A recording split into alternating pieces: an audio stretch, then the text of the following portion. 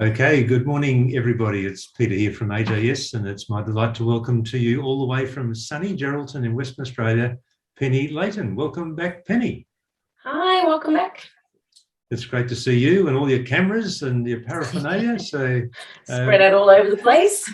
Yeah, no, excellent. And this morning the topic is how to make a spinner ring. You just firstly want to define what a spinner ring is for us, Penny.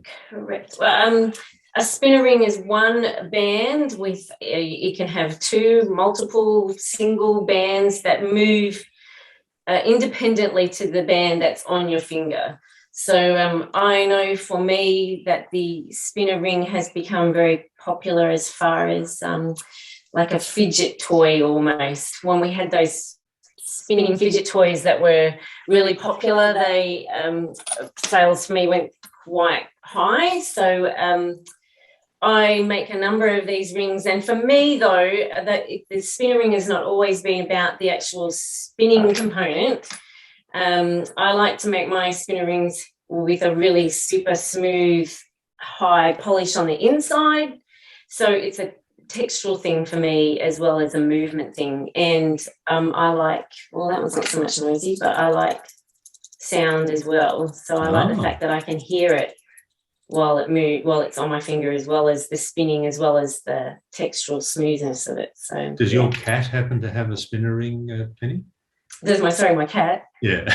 She probably needs one. Jumping out and scaring me from the rooftop. Yeah. So over recent times, spinner rings have really taken off. Is that correct? For me, they have, yeah. I just find that's people are asking for them to keep fingers busy, hands busy. And there's so many varieties of the spinner ring. The flare on mine is quite different to a lot of the others that I've seen in the marketplace, and we've all got different ways that we do things, and that's how we make the world go round.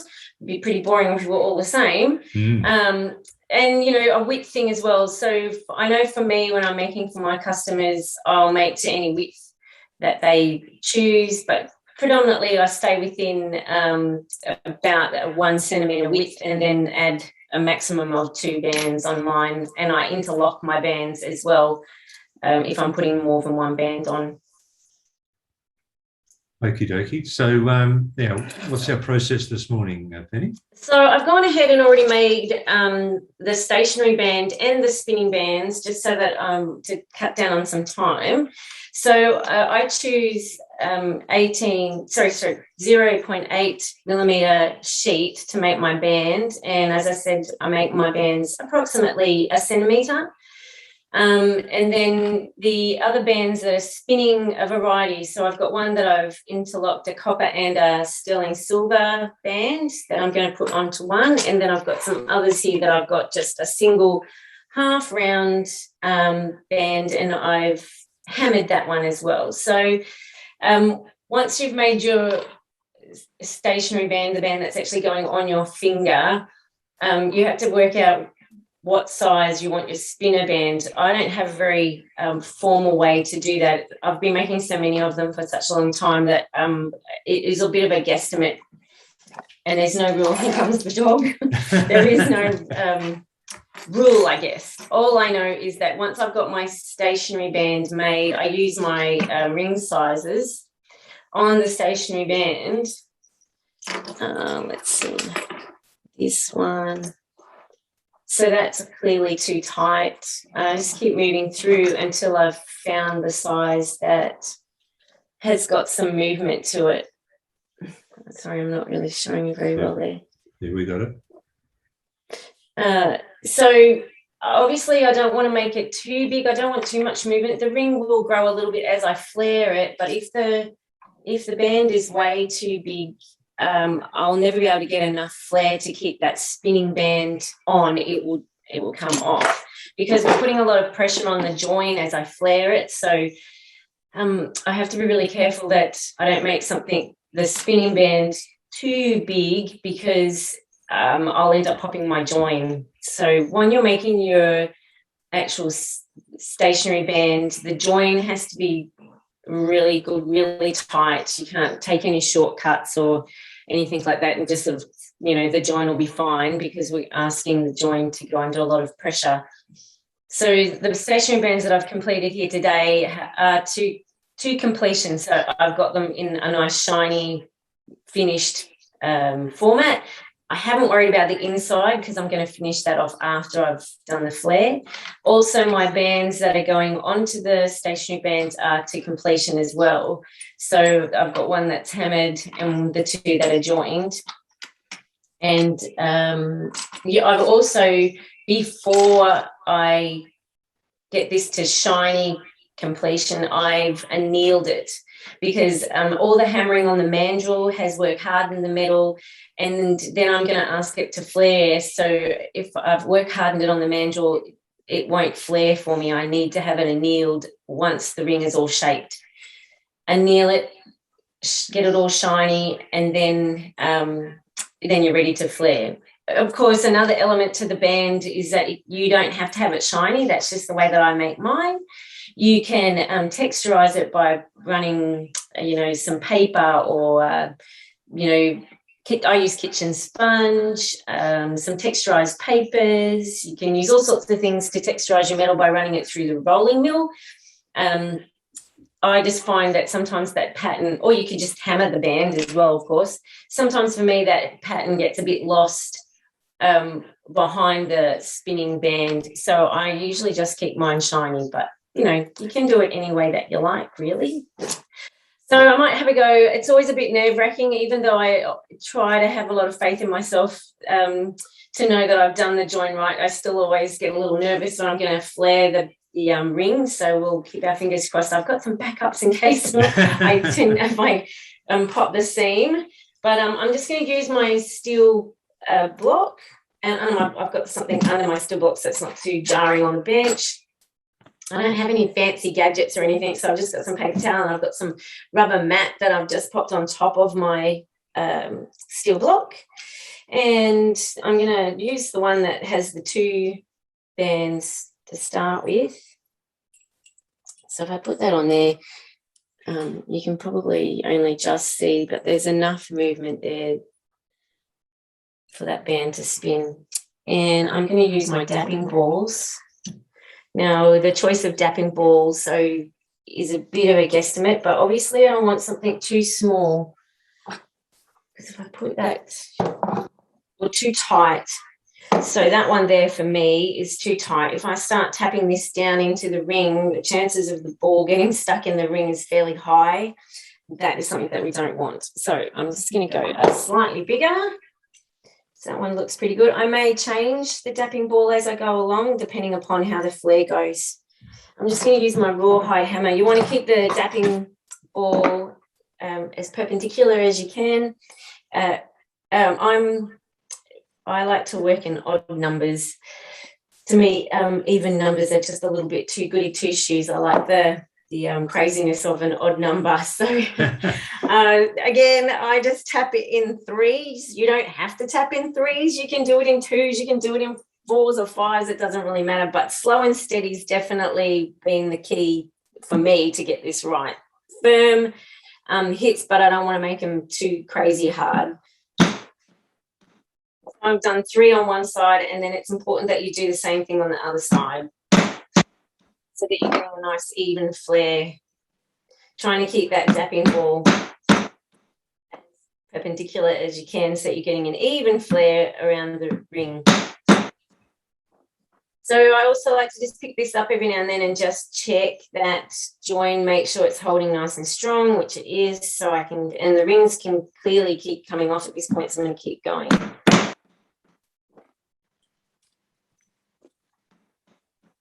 Just keep turning the ring.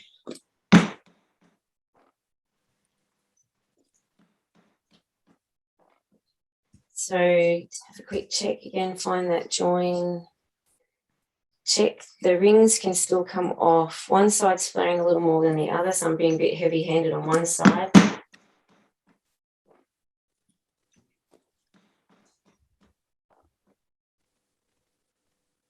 There now, still holding strong. So they're not going to come off at this point.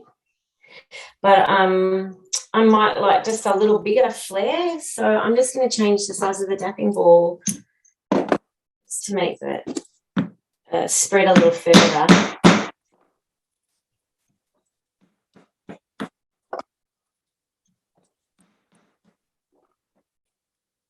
It's also important to remember that when you go to make the ring as you flare it will go a little bit bigger. So it can sometimes grow up to about half a size bigger than what you started on.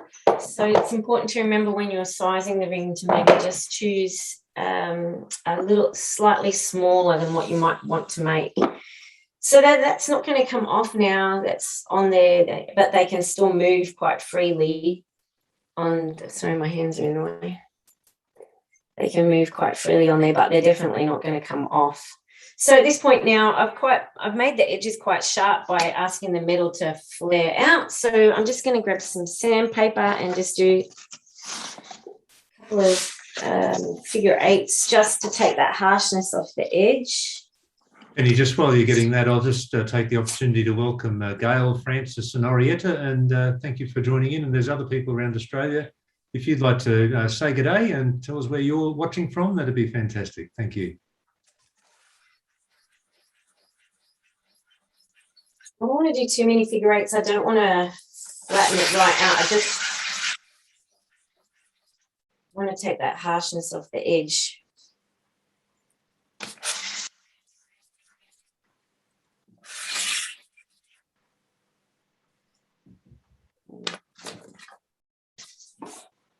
Now I'm just going to work on the inside of the ring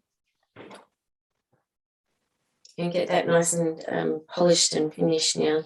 Just looking at that join to find out how much work I need to do on the solder on the inside. I leave the inside not finished, so it makes it easy for me to be able to see where that join is as well as I'm flaring it, so I can keep an eye on it, make sure that it doesn't pop. Sometimes if you catch the seam starting to open up while you're flaring it, you can patch it up. But if it's popped too much, then there's no way that you can bring it back, unfortunately. You'll have to take the bands off and start again. So I'm just going to use a sanding wheel just to touch up clean up that solder on the inside a little bit.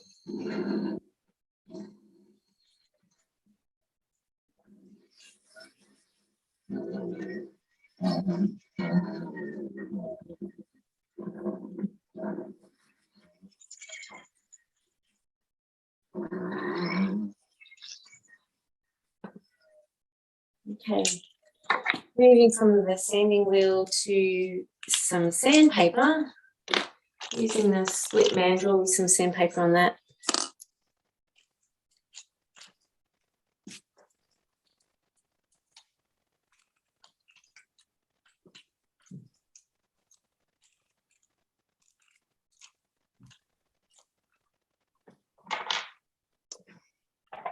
Let's go around the inside.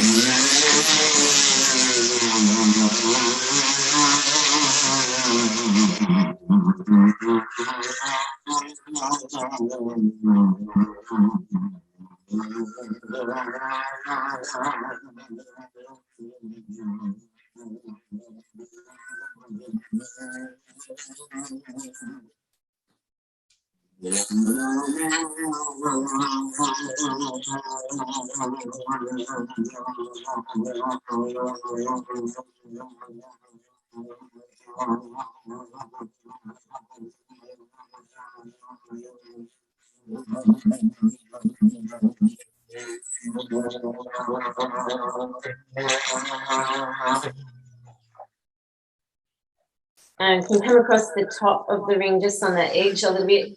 Because the outside of the ring is all completed, I don't want to sort of go too much near the surface of the ring and do all the work that I've already done. And because of the flare, you have to kind of hold your flex shaft just on a bit of an angle to make sure that you can get the flared piece and then come back in the center and work on the center as well. I'm going to make sure there's no fire scale or anything in there. So I think I've done okay with that sanding. That's looking pretty good. So now I'm just going to jump straight down into some finer papers. I like these 3M papers, they bring it up pretty quickly.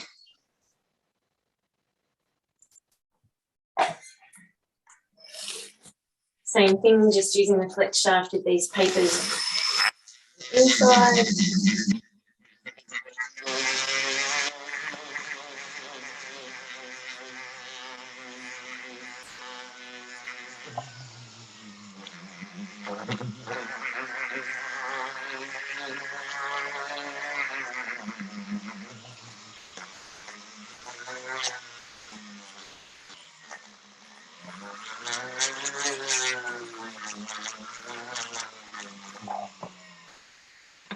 Doesn't take much.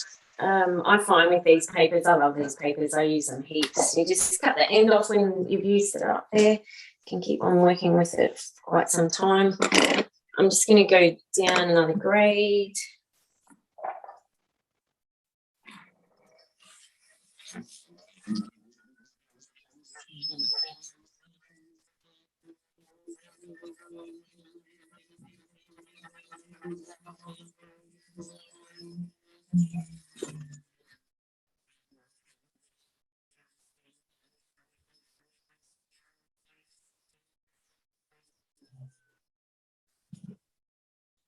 Nearly there, just one more, and then I'm going to change over to some mops and polish, and then the inside of the ring will be finished, I think.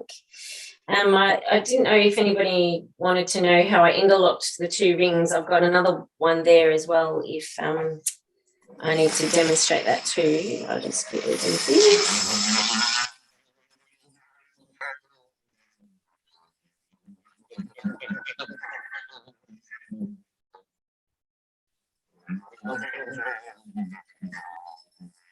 So I'll take this opportunity of inviting people to, if they've got any questions, please ask away in the comments. That'd be great.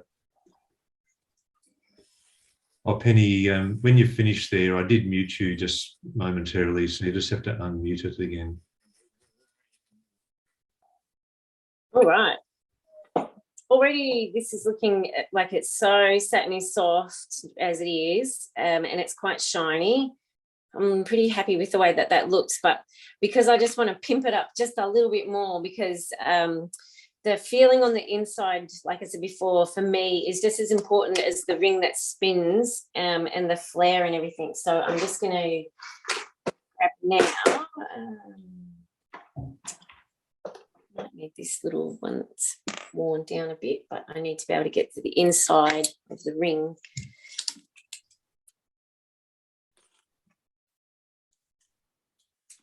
So I'm just going to polish a little bit now with some compound on the inside of the ring just to finish off that shine.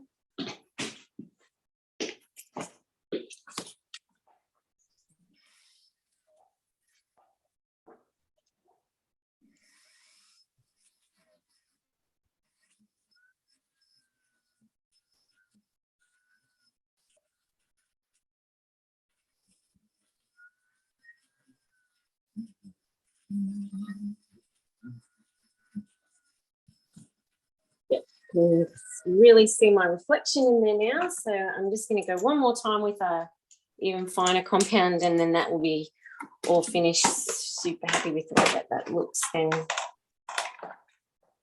change it over for another mop.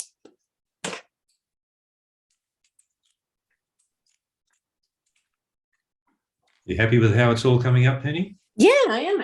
I'm very thankful that the join didn't pop on me while I was showing. Yeah, you don't want that. Okay, one more will go here.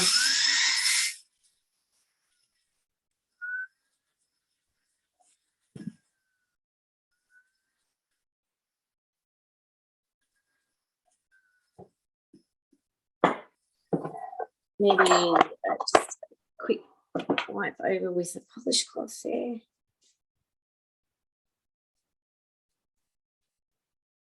And now, yeah, super shiny. I can see a really great reflection in there. I'm really happy with that. I know it sounds really funny to have a really shiny inside of your ring, but it's, for me, like I keep saying, it's about the feeling. It's about the smoothness, the satiny softness of the actual ring.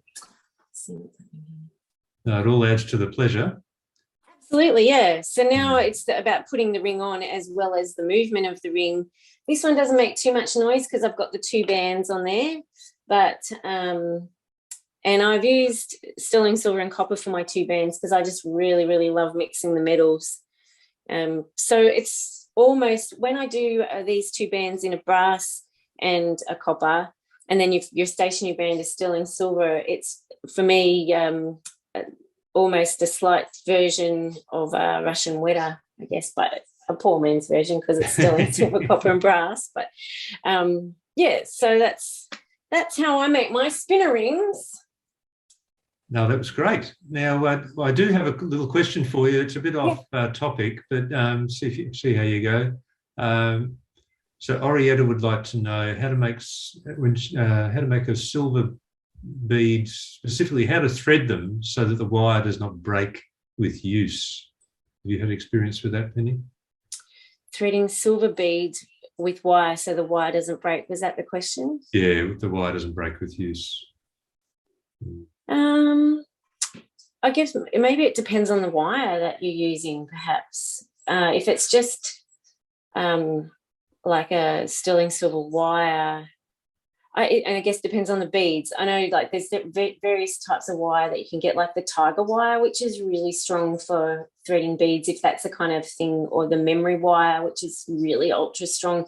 Depends on the kind of beads and what kind of necklace you're stringing, I guess. Does that make sense? No, that makes sense. If anyone else watching has got any comments on that, please just share them with Orietta. That'd be great.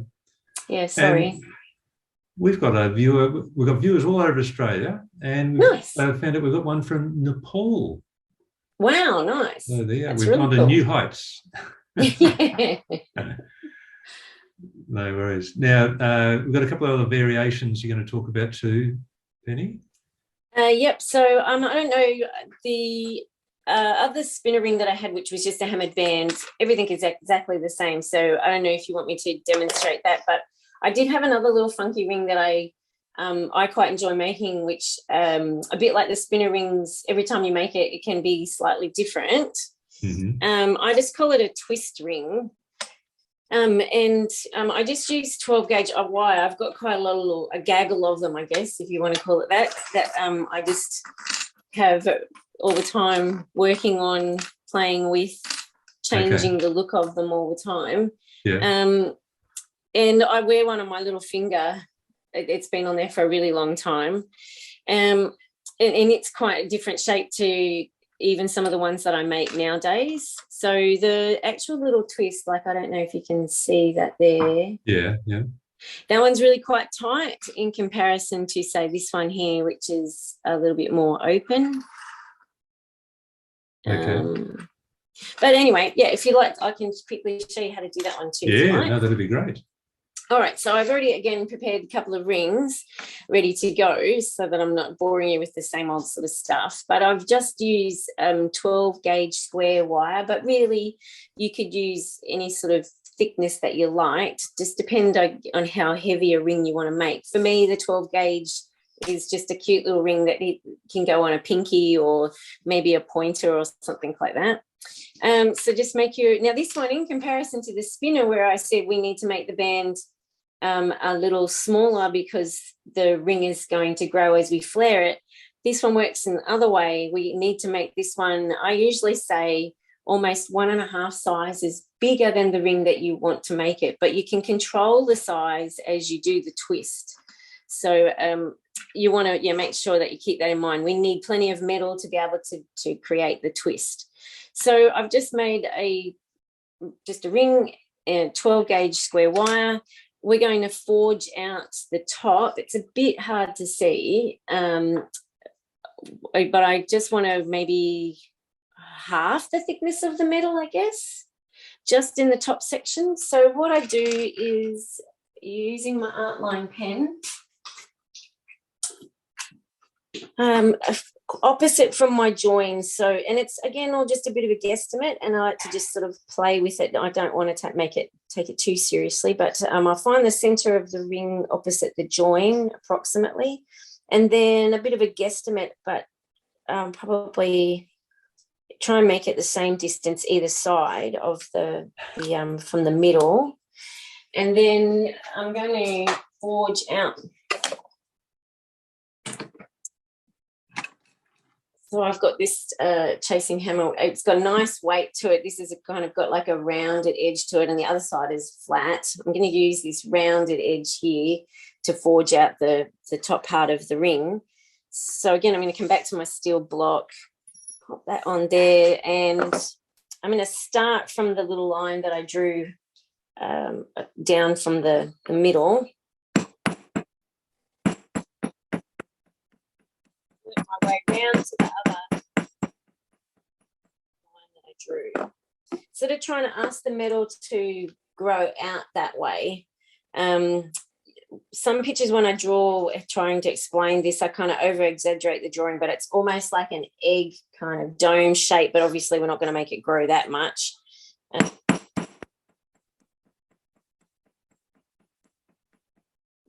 So I don't worry too much about the shape of the ring because we can save that later and change it as we go. Flip it over, do the other side.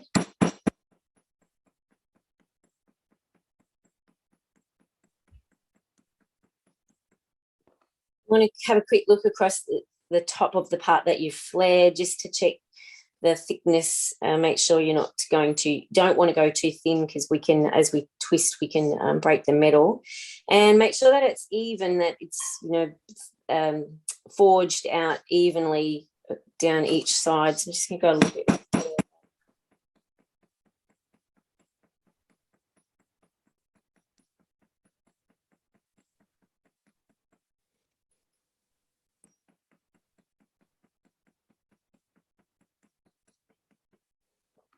In the metal to grow a little bit towards the top of the ring.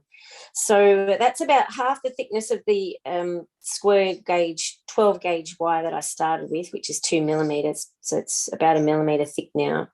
So I'm not going to flare it anymore. It looks pretty even both sides as well. So it's just a graduated to the top from the 2 millimeter right down to the 1 millimeter at the top. The 1 millimeter is probably about a centimeter worth of 1 millimeter at the top. So then I would change over to a ball peen hammer in my drawer,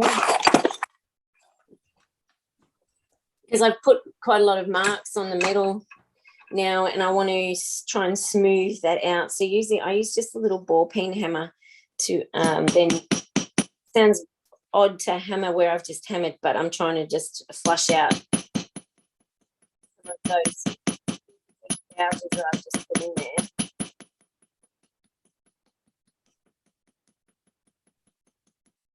And do the same on the other side.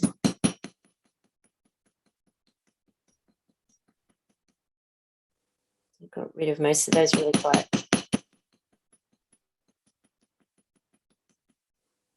heavy marks. And then this little hammer lives in my drawer because it's my favourite hammer. It doesn't go up where the other hammers are. Then using file, I'll just now have a look at the ring, and I've got a little bit wonky out here. I'm just going to file it, even it up. Any sort of lumps or bumps that are there. And I might come across the top a little bit too, just to try and get rid of some of those hammering marks that I've put in there.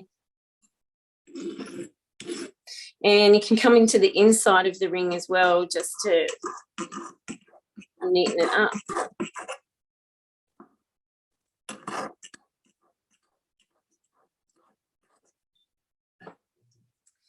And I would then just go to my flex shaft again with the sandpaper. And a bit like the spinner rings, it's pretty important that at this point, before you start doing any twisting to the ring, that the ring is nice and tidy, all cleaned up, because once we start twisting, it's really difficult to try and get in there to clean. So if we clean it and get it all nice now, then we won't be stressing out once we get to the twist trying to get in there. So again, I just come back to my sandpaper and split mandrel, pop it back onto the flex shaft here, and I'll get this one caught up to the other one. and then I can show you how to twist it. So again, because I've just hammered that top part of the ring, I've work hardened the metal, so it might be advisable to just anneal that top part of the ring so it's soft and able to twist.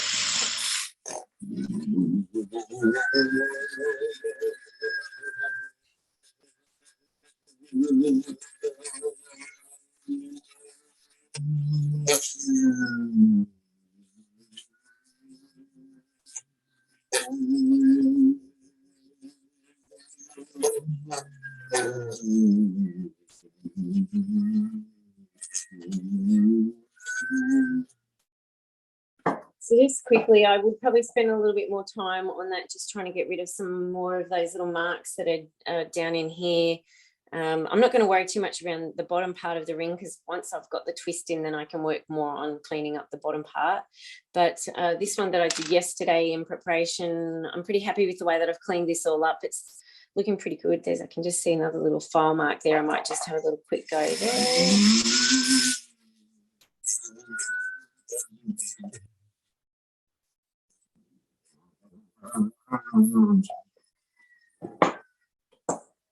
Okay, so again, I just want to eyeball the middle so that I'm not putting the twist in the wrong spot. So I can see my solder joint is there, so I want to come opposite the solder joint at the top here. I'm just going to pop a little line on the top as well so I can see, because I'm going to put it onto the mandrel to start. I flip-flop between two sets of pliers. I just chain those and round.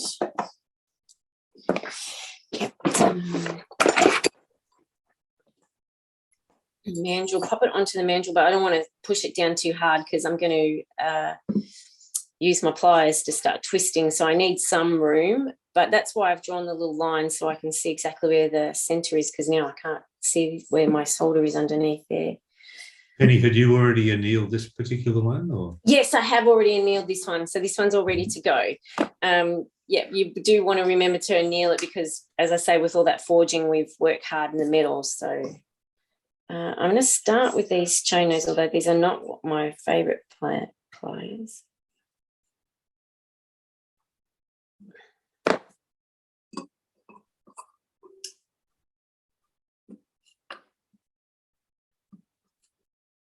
Twist in there. Can take it off the mandrel. Right in that little bit.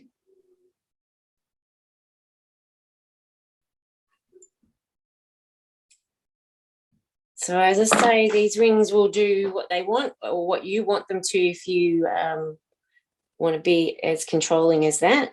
So that's pretty, he's pretty like electric light bulb type looking, I think. So then I might come back to my round nose pliers.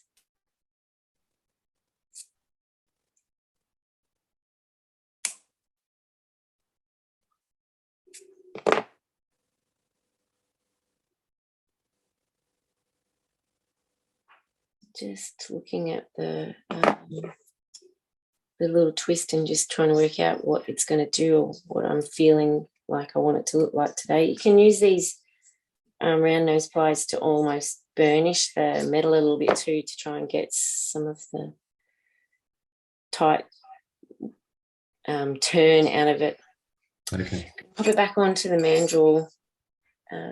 It's not too bad. Sometimes as you twist them, they can lift a little bit, and you can just pop it back on the mandrel and give it a little bit of a tap down. Make sure it's staying round. This is where you can also keep an eye on your size. It's, you know, if you've got a mandrel that has the sizes, I think most mandrels have the sizes on, so you can keep checking your size, whether you need to make it smaller or maybe your twist has already got, the twist that you've created has already got it to the size that you were making it. Just keep an eye on that size as you're twisting. I'm quite kind of liking this one just as it is. I don't think I want to make it any smaller. Sand across the top there.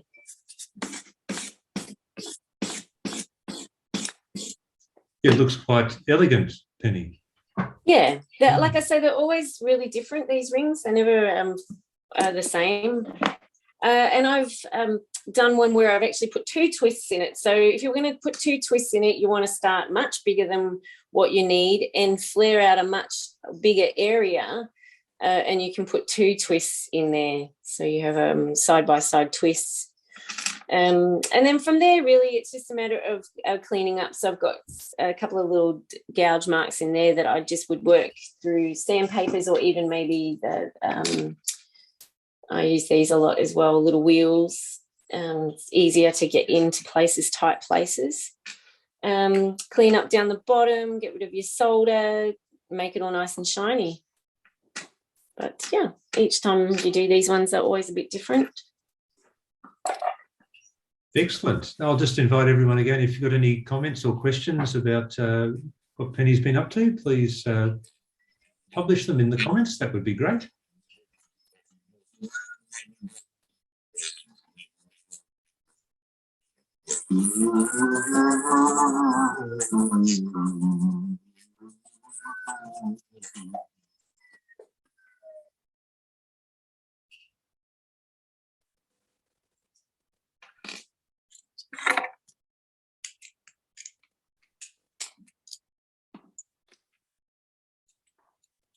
Just sort of focusing on the little twist bit at the moment, not so much the rest of the ring for the moment.